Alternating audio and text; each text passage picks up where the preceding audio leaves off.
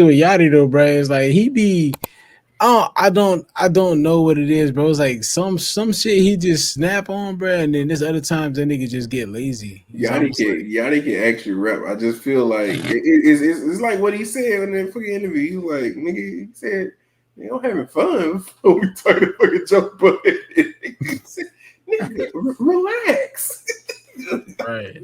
But you know what's funny is he had that rant when he was talking about everybody sound the same, bruh. That shit was crazy.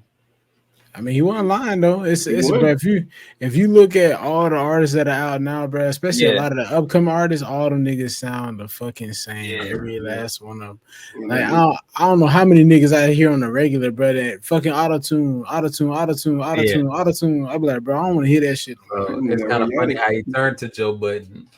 Right. Yachty said he ain't got I know. But he did turn to Joe Budden. He turned to the nigga. He like nigga saying he ain't getting any respect for that shit. Yeah, like TLC recipe. Like I feel like he should apologize to Joe Budden for. Fuck Joe Budden. Wait, what? Oh my god! Why?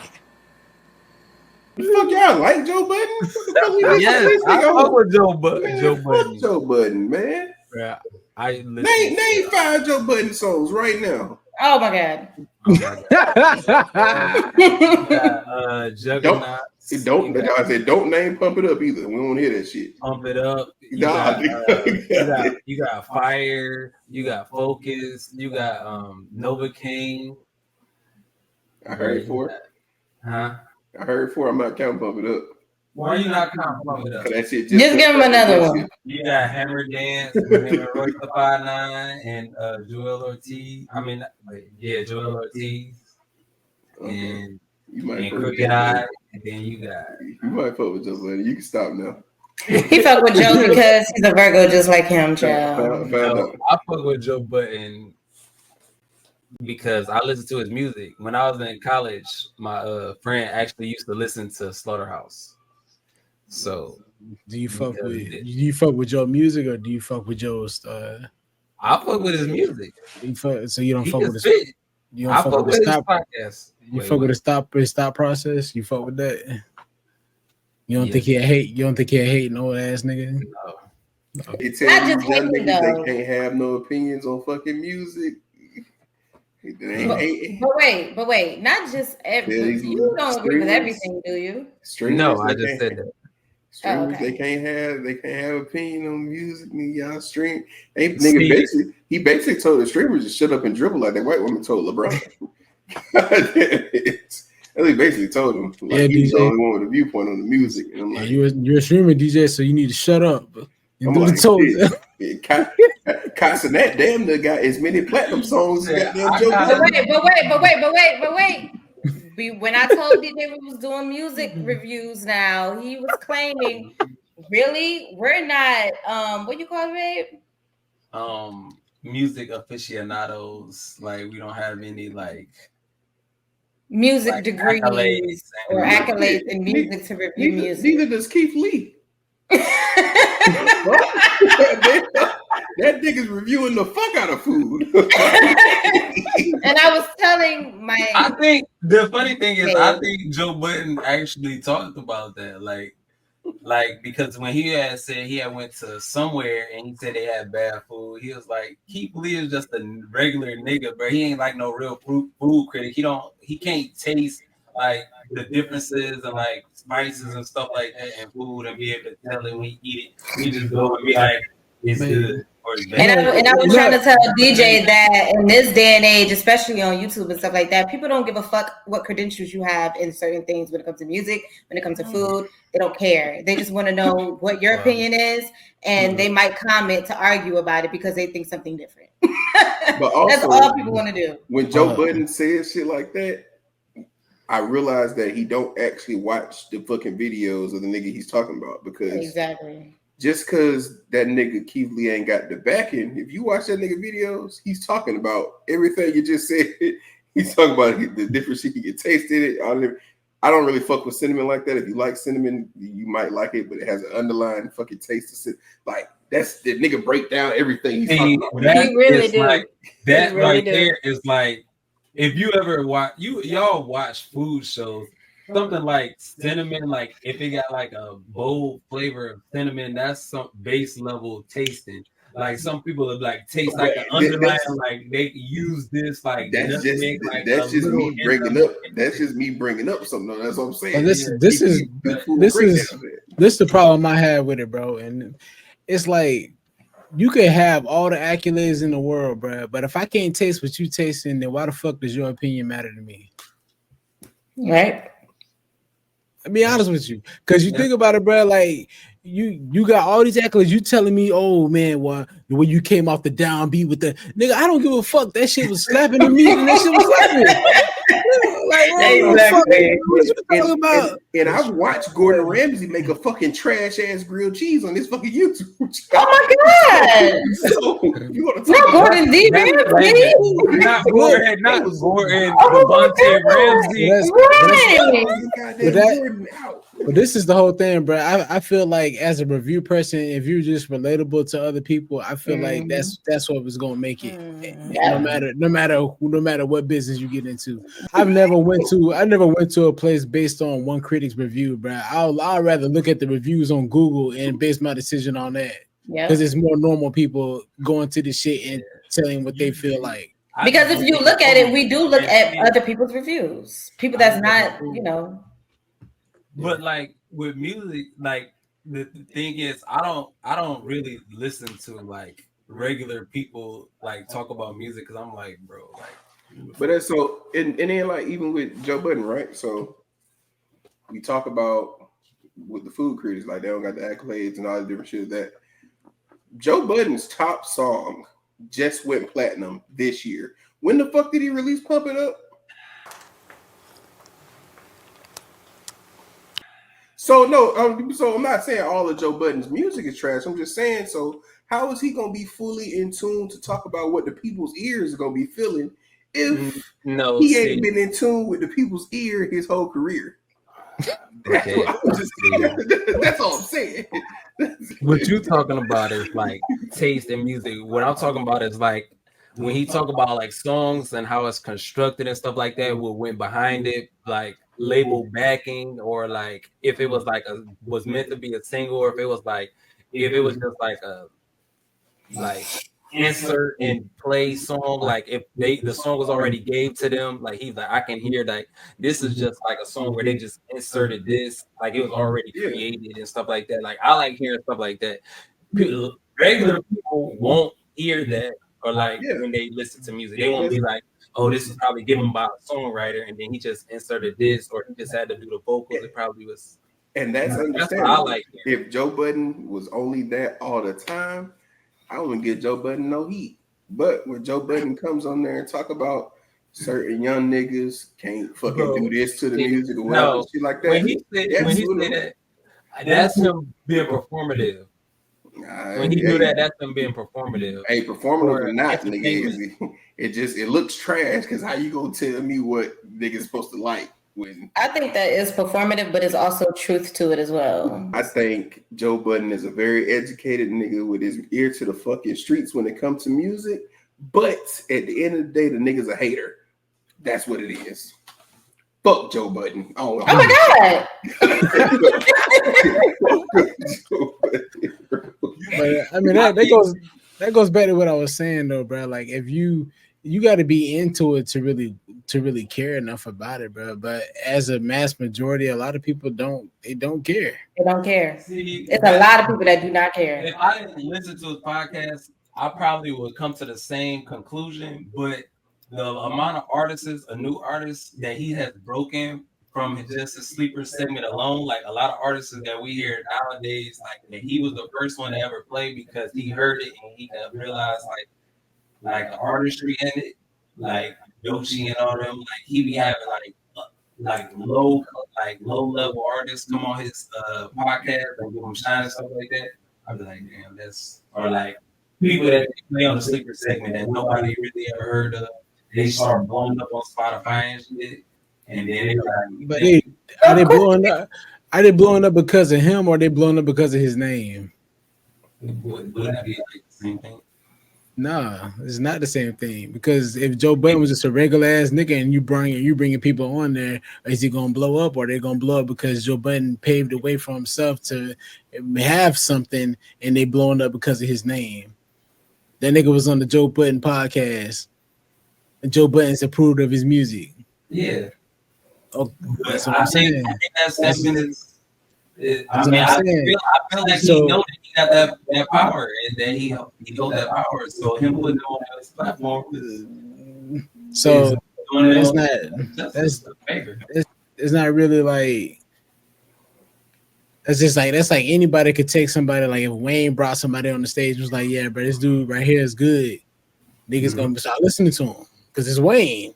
Basically, whoever is popping right now, like a Rihanna or a Beyonce or something like that, if they pop it and they bring just a random person out, people are going to look and see what that person is doing because of their name alone. Right. So it's just his name. It really ain't got much to do with the podcast. You could break down as much as you want how good of a person is, but at the end of the day, people gonna look at you be like, well, damn. He did say it was good, so I might as well check him out. Right. I ain't hear shit you said, but I'm gonna check him out though because it's you. Right. They actually play their songs on the sleeper segment. They will pick a song. I understand that, but people are not listening to anything that he breaks down. They're gonna be like, "Well, it's Joe. I'm gonna trust." They probably not gonna understand. They're basically saying because they're not musicians or into that type of stuff. People are just going to go to the podcast for like probably the drama or to get new artists or something like that. If he breaks it down, they're not going to really understand what he's talking about because they really could care less. He's just saying they're just going to listen to him because he's Joe Budden. Right. Yeah. But they don't really care about the breakdowns and stuff like that. But some people do. Like you, the audience. That's why I say you have a certain audience for that. What I was saying was I wasn't talking about the breakdown. I was just saying that he actually uses his platform to lift up artists that he feels is talented and stuff like that. And that's good. That's a good thing. But if he was a hater, I don't think that he would do that. But listen, he uses his platform to lift up artists that he like. It ain't like it ain't just like a new artist or whatever coming up and he's just like, oh, this is new artists out here. Why would he do that? If you don't like the music, why would he? I'm not saying he got to. I'm just saying I can't give that nigga credit for just bringing up a new artist. Just I can't do that because a lot of people don't do that. Okay, this is the thing, bro. If you like some, you like some. If you don't like it, you don't like it. But when you start talking down on the things that you don't like, then you low key hating on it. Just because you don't like it, that's hating. Because you don't like it. Okay, see, that's where like giving an opinion on something. That's like if I said like that's like I'm like, oh yeah, I ain't really fucking with Call of Duty. I don't like it. And then I come back and I be like, did we hate on Rod Wave because we didn't like the album? No, I mean Rod Wave was like we like the song of it. I hated on the way Rod Wave put the album together. That's what I hated on the way Rod Wave did the album. I don't hate Rod Wave as an artist. Exactly. I'm the biggest hater. I hate the way she walked. I hate the album was trash. That's what I hated. Better yet, if I say I never like any Rod Wave song that I heard, does that make me a hater just because that don't make you a hater? Are you gonna start talking down bad about him? That's the question. Are you gonna call him talking about like he fat and stuff for no reason and stuff like that? Basically, things that don't got anything to do with. I don't. All right. Hey, bro, that's basically what haters do, though. They start like I feel like playing like something like a person. I feel like the definition that has of nothing to hater do with is like you don't even know their music, or you just like don't like the movement that they're doing, or you don't like the fact that they're succeeding and you're hating, like you're down talking them for no reason. Like so jealousy. Right. That's what I feel like hating on somebody. Like even if somebody is doing good or they like making good music, but you just don't like them succeeding, you like, bro, his music. So I'm gonna just say this because I've seen it online. Like remember with the Kai Sinat or something. Kai's. Sinat. Yeah, Sinat. Remember the Kai Sinat situation where Joe Budden, they think that he was just hating on Kai for no reason because Kai didn't do really nothing to him. Would you call that situation a hating type of situation when it came to Joe, or no? When it came to that situation, I mean, because Joe took one clip out of context and full went in on this nigga personally, and nothing. I feel like that was performative hate. Hey, look, I don't know why I feel like that was performative be a hater. Well, because for the most part, I think like Killer Mike is one of Joe Budden's friends. So and then they like hip hop.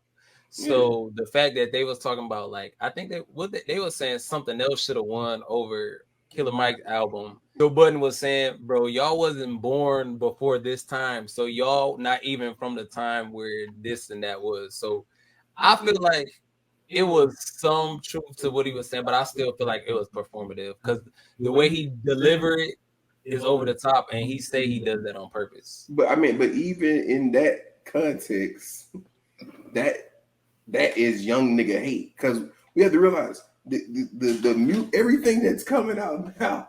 Like, yeah, we might like some of the shit, but these niggas are making music for these niggas. God damn, so, that's who they're making music for. I might be a hater sometimes. Then fuck it, bro.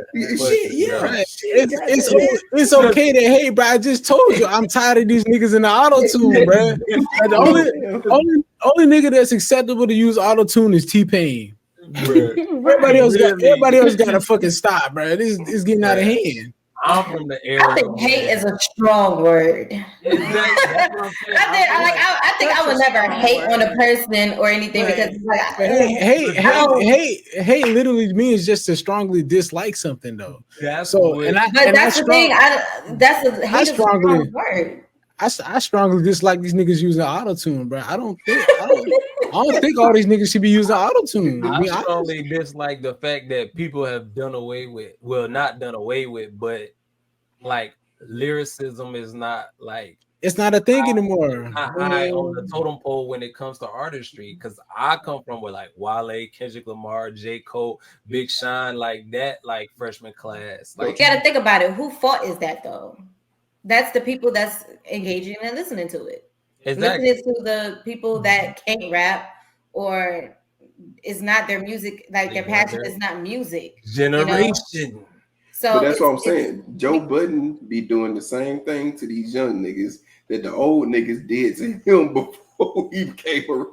Yeah. When he came out rapping. It just is a continuous cycle of fucking hip hop. It's just a continuous cycle. Bro. The thing is, I don't think they did that to Joe Budden. Shit. Hey, DJ, if you didn't, you just dropped like 6-7 goddamn Joe Budden songs. Right. How many of them shits is platinum? None of them. Except for Pump It Up.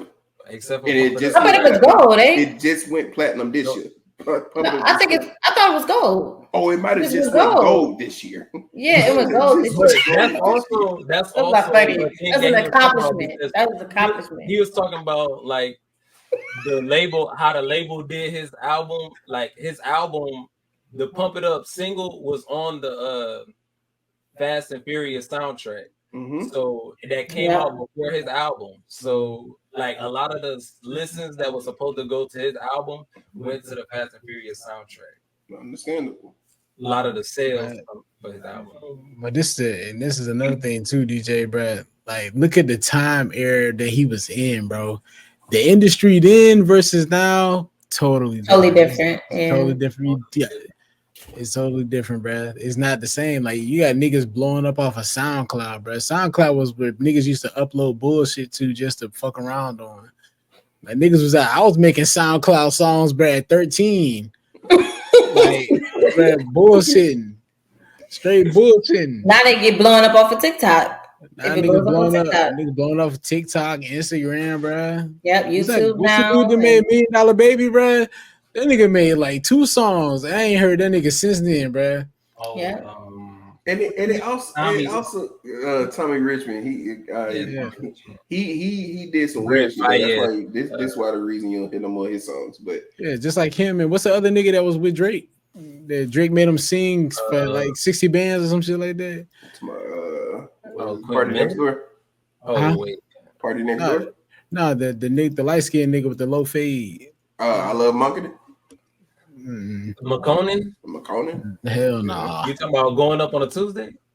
Nah, it's another nigga, bro. That Drake was. I gotta find his name, bro. But it was another nigga. Drake. I guess he owed Drake like 60,000, and Drake told that nigga, if you sing, the nigga, I'll give you the world, baby girl. Oh, you talking about? Gotta be per. It was like OK Osiris. That's okay. What it was. Oh, OK Osiris. YK Osiris. YK Osiris. Yeah, that nigga, bro. What happened to that nigga? That song kind of, bro, kind of like that song back then. I was like, okay.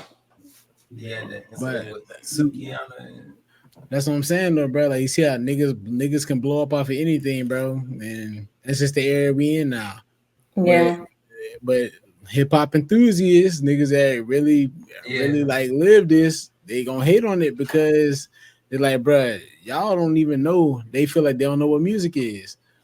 They really don't, though, because if you really look at it back then, you had to have talent. You had to have talent, and you also had artist development.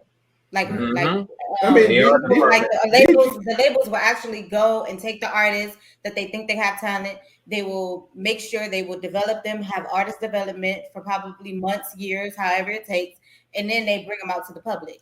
But now you don't have that anymore. Now labels, they wondering why nobody is sticking, and that's because it's not done the right way anymore. But did you have to have talent back in that time? Because they still also got goddamn MC Hammer and Vanilla Ice and niggas like that. So. Well, Vanilla Ice got caught with lip singing and they were done with. You did have to have talent. Wait, Vanilla. After they got caught lip singing, it was over. But you also you talking Milli Vanilli, ain't you? Yeah, Milli Vanilli. Oh, Milli Vanilli. I was like, how the fuck? I thought you meant Milli Vanilli, bro. I was like, they was over after they was got caught lip singing. Yeah, but you also had to appeal to the people too, and that was like a big part of like the whole thing. So you had the talent ranged from you being able to come up with shit on the spot, you being able to actually perform. Like performance was a big thing. Performance has fell off hard. Yes. Like, the only niggas that perform are the ones that actually care about what the show performance is supposed to look like.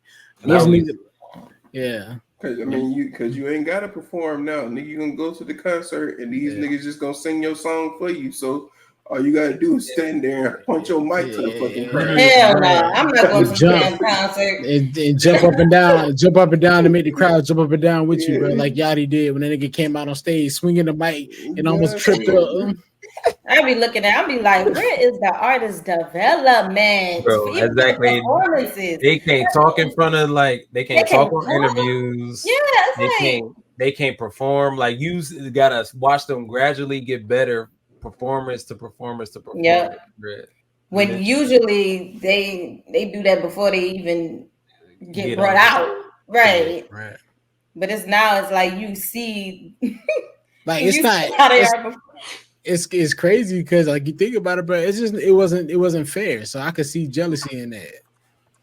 It wasn't fair because them niggas had to really like put on. And now you in a time era where you ain't even got to put on, nigga. We had to really put work into this shit, and y'all niggas blowing up off of bullshit. But people listening to it, and people fucking with it. So it's like you hating on it, but I mean it is what it is, bro. Everybody hates something.